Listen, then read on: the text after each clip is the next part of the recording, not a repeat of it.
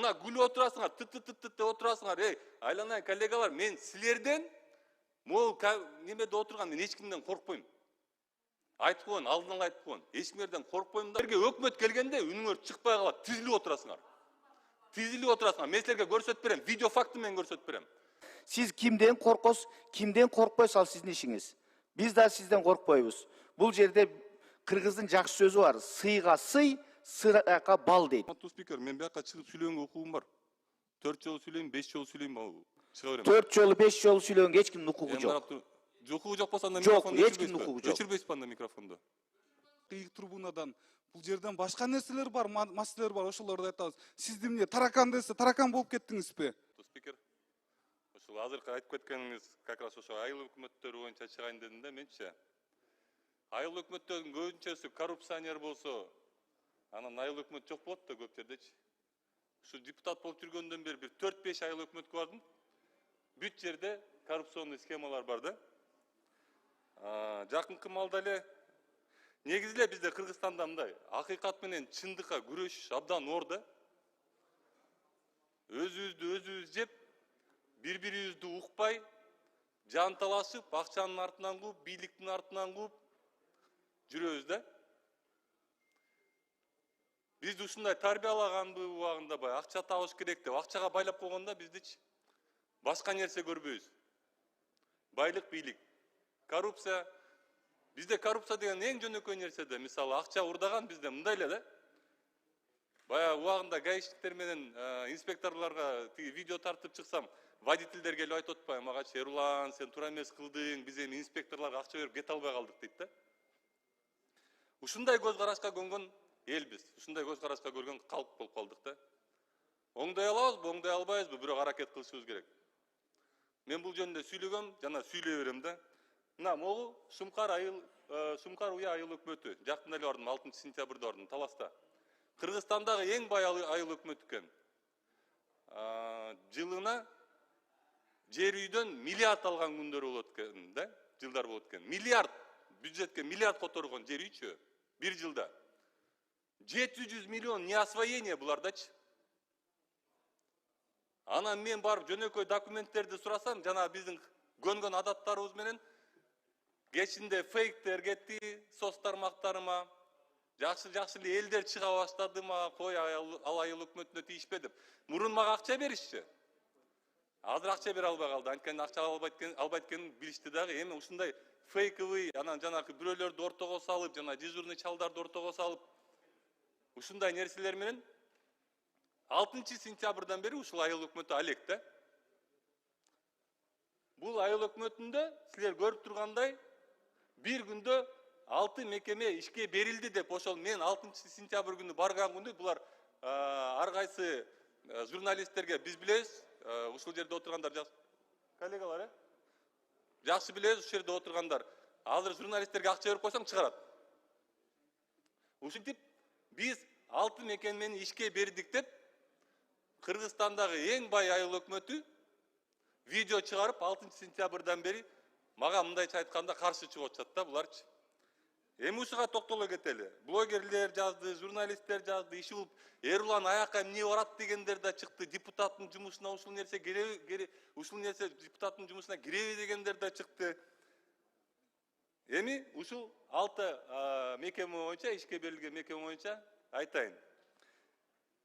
Биринчи эле ылдыйжагында жазылган, бул видеонун ылдыйжагында биринчи эле 2 мекемеси берилген, ишке берилген. Бул президенттин фондунан салынган футбольный поле экен. Биринчиси эле.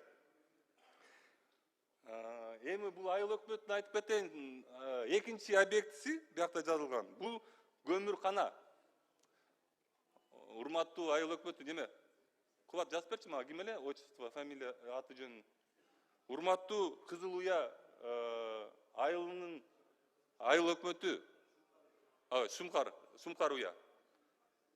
Уятта көмүркананы булар кабыл ала элек, көмүркананын 4 эле немеси бар. 4 эле стенасы бар. Ошону 31 августта биз ачтык деп Кыргызстандагы эң бай айыл өкмөтү жазып чыгып атат. Элестетсеңер. Бул бериле элек. ФАП неме 4-мекемеси бул ФАП. ФАП жөн эле ремонт болгон. А бияка укмуш жазышкан, бияка мынтип жазышкан. Биз деген иштебей турган ФАПты иштеттик деп жазышкан да. Жөн эле ремонт кылып койышкан. Миллиардка жетет булардын бюджетичи, жылыначы. Анан биргөө Баатырдын айкелин ремонт жасаштыр. Ошону дагы 6-чы мекеме кылып, 5-чи мекеме кылып киргизип атышат булар. Ой, 6-чы мекеме кылып киргизип атышат. Ал мындай эле неме да? Айкел да мындай, кичинекей эле мындай. 15ке 15 да. Ошону ремонт кылып коюштур. Жөн эле чөптөрүн жылып, кичине жерлерди крастетип, антип туруп. Анан 31 августта эгемендүүлүк күнгө биз 6 мекеме бердик деп туруп, бюджети миллиард болгон айыл неосвоениясы бар бюджетинде. Ушинтип чабуул көрсөтүп атат мага. Урматтуу Бакыт Мукамбетович, уят да. Ушул иштебегениңерди мойнуңарга ала албайсыңарбы? Жөн эле койбойсуңарбы? Сүйлөбөй эле койбойсуңарбы? Жооп бербей эле койбойсуңарбы? Мага жооп бергендер негизи көп болгон. Бир эле жер бар. Мен мыйзам менен барам, урматтуулар, коллегалар, туугандар. Мен мыйзам менен барам. Мен мыйзамдан четке чыгып, силерге барып туруп өзүм үчүн эчтеке сурабайм эч качан. Сураганда эмесмин, сурабаймын дагы. Мага Кыргызстандын келечеги керек. Мен жададым мындай жашоодон. Мага балдарымдын келечеги керек. Мен өлөткенди билем. Ушул жерде баарыбыз эле билип турабыз болуш керек. Бир күн келсе, баары наркы дүйнөгө кетет экен билем. Мен Кыргызстан үчүн иштегим келет. Мен Кыргызстандын келечегин биздин балдарыбызга бир келечек калтырып кетким келет ушул жерденчи. Эми булардын бүтө элек объектилери. Буларда 14 объект стройка болуп тур 2-3 жылдан беричи. Бүткөнү айыл өкмөтү. Таза суу 3 айылда чыга элек. 2023-жылы башташкан таза сууну 3 айылда чыга элек таза суусу. Бала бакча 2023-жылы башталган 2024-жылы бүтүш керек болчу, бүткөн эмес. Карабай айылында жол жок. Айылында жол салынып баштаган, ал дагы бүтө элек. Жанагы неменин көмүркананын жанында гараж бар, 2024-декабрь башталган, ал жөн эле мындай. Темир калайдан эле 4 бурчтан эле жаап кое турган эле гаражда, ошону да бүтө элек. Анан 5 канал бар. Ирригационный система, аябай укмуш жасап атабыз, андай мындай деген 5 канал бар, 2023-жылы башташкан, дагы эле бүтө элек. Бирок булар айыл өкмөтүн бүткөн да. Айыл өкмөтүн сонун кылып бүтүрүшкөн. Урматтуу коллегалар, мындай мен түшүнүп атам, көңөргө мындай Кыргызстандын келечеги кереги деле жок, бирок хотя бы мындай укпасаңар да тынч отуруп берип коюңуздарчы, сураныч. Рахмат, Кыргызстан жөнүндө сүйлөп атам, ушул жерден силер эле шайланып келгенсиңер.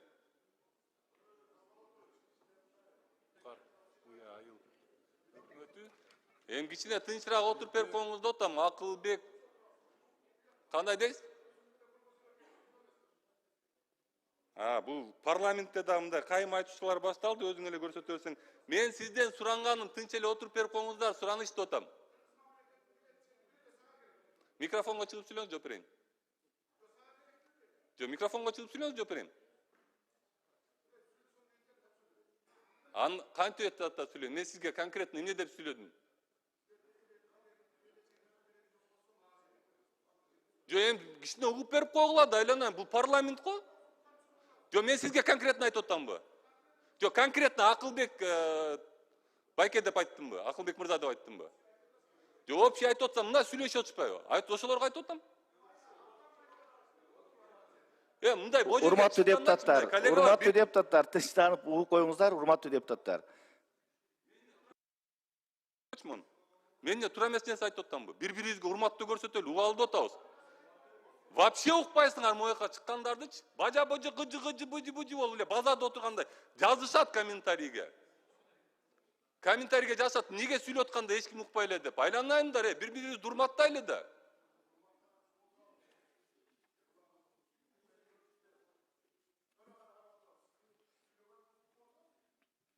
Ушул жерге өкмөт келсечи, үнүңөр чыкпай калат.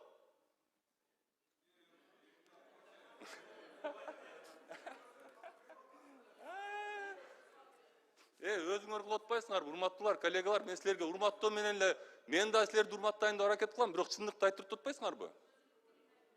Пикирим ошол. Могу жерге өкмөт келгенде үнүңөр чыкпай калат, тизилип отурасыңар. Тизилип отурасыңар. Мен силерге көрсөтүп берем, видео факты менен көрсөтүп берем. Менин выступлениямда кандай шум болуп атканын көрсөттүм да, өкмөт келгенде кандай шум болуп атканын. Мен силерге 5 секундта көрсөтүп берип койманчы. Эгер мен силерге каршы чыгып атсам, значит мен каршы чыгарбагыла, урматтагыла мени да. Мен могу жерде сүйлөп атканда жөн эле укпасаңар да тынч отуруп берип койгула. Болду.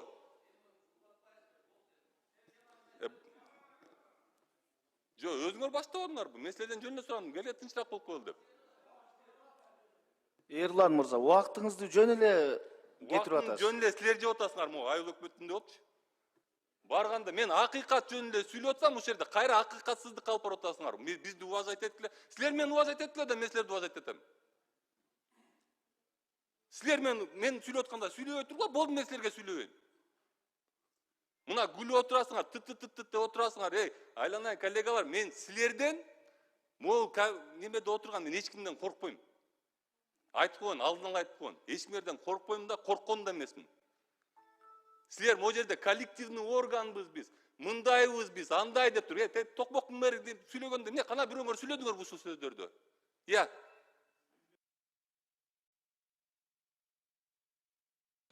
1 мүнөт оюңду бүтүр. Оюңузду жыйынтыктаңыз. Ошондой коллегалар, акыйкат бизден башталат. Могул жерден башталат, жогорку кеңештен башталат.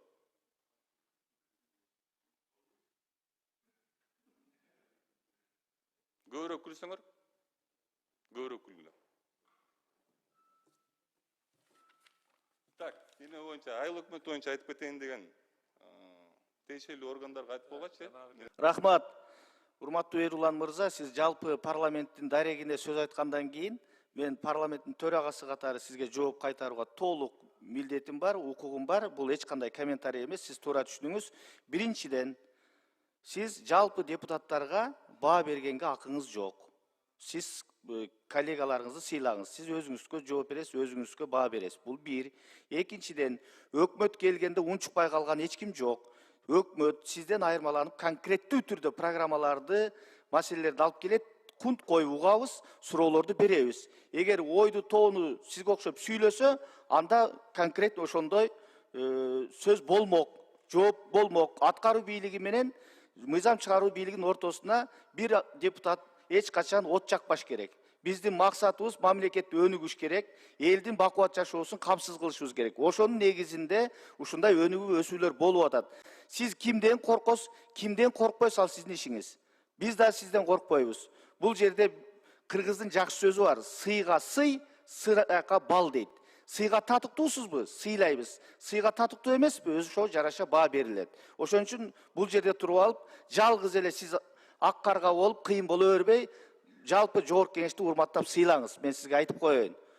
Өзүңүзгө жооп бериңиз, өзүңүздүн депутаттык ишмердигиңиз жөнүндө сүйлөңүз. Жалпы парламенттин депутаттарын сыйлаңыз. Сыйласаңыз сыйга тең болосуз. Сыйлабасаңыз ошого жараша сизге мамиле болот. Экинчи микрофон. Мен силерди сыйлайт элем. Эгер спикер болсо, вице-спикер болсо, анан жогорку кеңеш, жогорку кеңеш чындап коллегиальный орган болсо, силер баштагансыңар. Мен силерге айткам, жана мэр таракан кылып жүрөт, андай мындай дегенде. Бирөөңөр сүйлөдүңөрбү? Я. Ошол жерде депутаттын ыйгарым укуктарын бирөөңөр защищать эттиңерби? Биринчиден, экинчиден жанакы эшиктин артына алып барып туруп, сен эл үчүн сүйлөп калдың беле деген сөздөрдү мен дагы айткан эмесмин, немеге чыгарган эмесмин элдерге. Сен элдер үчүн сүйлөп калдың беле деп мен эшиктин артына алып барганда. Мындай коллегалар, барыбыз, силер дагы спикерлер, вице-спикерлер, коллегалар. Мен дагы бир жолу айтып атам, силер туура айттыңыз. Урматтоо деп. Ошондо мен урматтап койсоңор, мен ошондо урматтоону көрсөтмөкмүн. Могу жерге келгенде баарыңар айткансыңар, урматтуу спикер, сиз да айткансыз, биз коллегиальный органбыз дегенбиз. Туурабы? Кана коллегиальный орган болгондар? Эмнеге мен жалгыз барып туруп айыл өкмөттөр менен, акимдер менен, мэрлер менен тытышып жүрүшүм керек? Эмнеге мен жумушумду аткарганда тоскоолдук болуш керек? Эмнеге мен жумушумду аткарып атканда тоскоолдук болуп атса, бирөөңөр сүйлөбөйсүңөр? Анан туруп ушул жерден мындай тынчыраак болуп берип койгочу десе, сен айтып сүйлөбө, мындай тигиндей деп акыл үйрөтөсүңөр магачы. Анан мен силерге бир нерсени айтып кетейин. Азыр айтып калдыңар могу жерде, сиз урматтуу спикер өзүңүз айттыңыз. Депутаттарга каршы сүйлөгөн депутат болгон эмес деп. Болгон. Азыр урматтуу президентибиз Садыр Нуркожоевич ушул жерде туруп ушундай сөздөрдү сүйлөп атканда ушундай коллегалар шылдыңдап турган анында. Бирок азыр президент болуп отурат. Ошон үчүн мындай, мен силерге дагы бир жолу айтып кетейин, мен силер менен кайым айтышканга киргим келген эмес. Келбейт дагы. Бирок мага урматтуу көрсөтсөңөр, мен ушундай адам, мен урматтуу көрсөтүп берем. А бирок жөн эле мага айтып, биз баарыбыз бири-бирибизди урматтайбыз, андай мындай деп тургандан кийин мага урматтуу көрсөтпөсөңөр, мен аны көрөм. Ошондой жооп берем. Рахмат. Рахмат. Эрлан мырза, эми өзүңүздүн жеке бир болгон таарыныштарыңыз болсо, бул жерден айтыштын кереги жок, ийик трибунадан. Бул жерден башка нерселер бар, маселелер бар, ошолорду айтабыз. Сизди эмне таракан десе, таракан болуп кеттиңизби? Же эмне шеф биз барып туруп аркаңыздан чуркап туруп сизди ошол сени болсо айтып таракан деп сөзүңдү кайта алып айтышыбыз керекпи? Бул сиздин өзүңүз кылып аткан ишиңиз. Эси айткан болсо, сиз чыдашыңыз керек ошого. Бардыгыбыз чыдашыбыз керек. Могул жерден келип алып, сен тигиндейсиңер, мындайсыңар деп сиз бизге сын айтпаңыз. Парламент жакшы иштеп атат бул жерде. Өзүнүн иштерин так аткарып атат. Жана бул жерде дагы сиз айтасыз, төрага болсо деп. Төрага болбогондо эмне болуп атат? Вицелер болбогондо эмне болуп атат? Иш жүрүшүп атабы, туурабы? Мыйзамдар кабыл атабы? Өзүңүз деле мыйзамдарды жазып атасыз. Ошондуктан анан кийин кичинекей нерседен раздувать этип бул жакта ссор избы чыгарбай эле коелу. Эрлан мырза, өзүңүздү кармаңыз. Эрлан мырза, 3-чү жолу чыгып атасыз. Борбордук трибунадан сүйлөдүңүз, процедурадан болду дейм. Отуруп бериңиз, өзүңүз сүйлөшүп алыңыз. Сөз сөйлөтүрүп, ишти баштайлы да, туурабы? Жумушту кылайлы же сизди отуруп берейли бүгүн кечке чейин? Экинчи микрофон, кыска оюңузду айтыңыз. 1 мүнөттө койдум. Мына ушуну айтып атканда, урматтуу спикер, мен бияка чыгып сүйлөгөнгө укугум бар. 4 жолу сүйлөйм, 5 жолу сүйлөйм, чыга берем. 4 жолу, 5 жолу сүйлөгөнгө эч кимдин укугу жок. Укугу жок болсо анда Жок, микрофонду эч кимдин укугу жок. өчүрбөйсүзбү анда микрофонду? Өчүрүп коюңуз. Бол, өчүрүп койсо, өчүрүп койду деп пиар кетесиң. Айтпайсың деп айт. Өчүрүп коюңуз анда. Айтар сөзүң айт. Өзүңөр кыласыңар да ушунун баарынчы. Урматтуу Марат Молдонович, мен акыйкат үчүнмүн. Мен сиздин немеңизди кабыл алдым. Эгер барып чогуу чындап эле туура эмес жумуш, бирок көрсөтүп бере алышкан жок. Кетип калышкан. Бухгалтердин помощниги бар экен еще да, бул айыл өкмөтүндөчү. Бухгалтер да жок. Бул айыл өкмөтүндө 20 киши иштесе, 5 отурат, 15 жок ордундачы. Мен бүгүн да видеом чыгат соц тармактарга, аяктан да көрөсүз. Мен айтып аткан сөзүмдү мындай жөн эле айтпайм, бирок барып келгенге даярмын. Рахмат. Анан Рахмат. Анан сүйлөшөбүз, отуруп бер. Урматтуу депутаттар,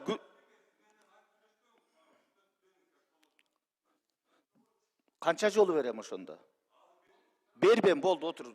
Иштейбиз биз. Иштейбиз.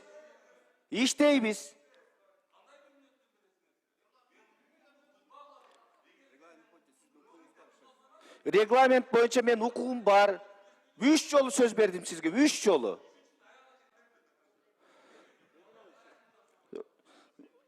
Эрлан мырза, сизден башка дагы бул жерде 90 депутат отурат. Сиз сыйлап коюңуз. Макулбу? Берилбейт, сизге 10 мүнөт берилди. Андан кийин 2 жолу берилди. Бүттү. Бүгүн кечке чейин сөз бербей койгон укугум бар менин. Кой, мен сиз менен кайым айтышпайм, мен жумушка өтөйлү. Урматтуу депутаттар, күн тартибинде биринчи маселе